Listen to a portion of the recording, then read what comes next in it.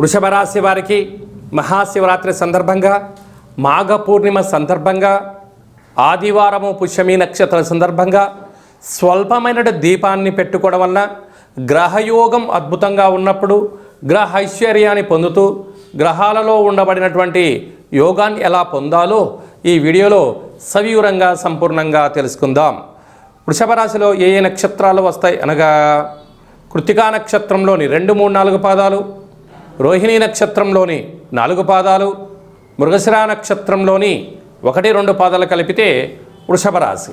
రాశాధిపతి శుక్ర భగవానుడు. వీరికి విశేషంగా 2వ స్థానంలో గురు సంచార స్థితి అనేటువంటిది చాలా అద్భుతంగా ఉంది.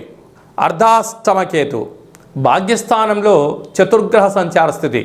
భాగ్యస్థానం అనగా వివాహమైన దంపతులు ఆ గృహస్థాశ్రమ జీవితము, ఐశ్వర్యము, భోగభాగ్యము, రాజయోగము, రాజసన్మానము, రాజదర్పణము, గజమాల సన్మానోత్సవము, విదేశీయానము, ఆధ్యాత్మిక తీర్థ ప్రయాణ కార్యక్రమాలలో అద్భుతమైనటువంటి రాజ గౌరవ సన్మానాలు పొందేటువంటి శుభ సమయం.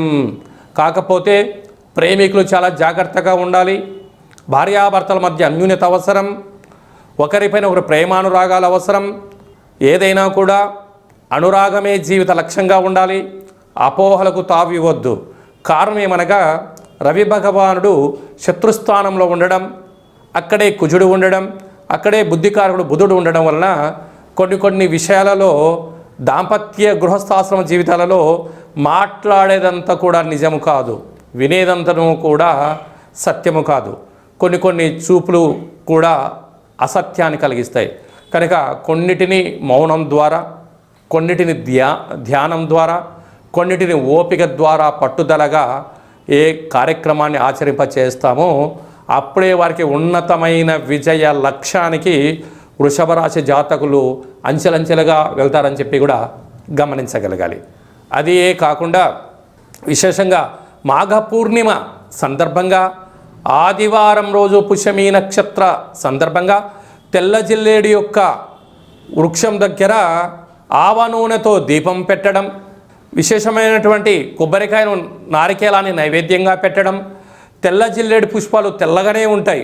అలాగా తెల్ల జిల్లేడు వృక్షం దగ్గర మల్లె పువ్వులతో అర్చన చేయడం వలన ధనకనక వస్తు వాహనాలు వృషభ రాశి వారి సొంతమవుతాయి. అలాగనే ఎందుకనగా గత కొన్ని రోజులుగా వృషభ రాశి వారికి ఏది పట్టుకున్నా సువర్ణపు యుగంగా ఉండబడినటువంటి రోజులు. కనుక ఇంకనూ ఐశ్వర్యం పొందగలగాలి అన్నట్లయితే మహాశివరాత్రి సందర్భంగా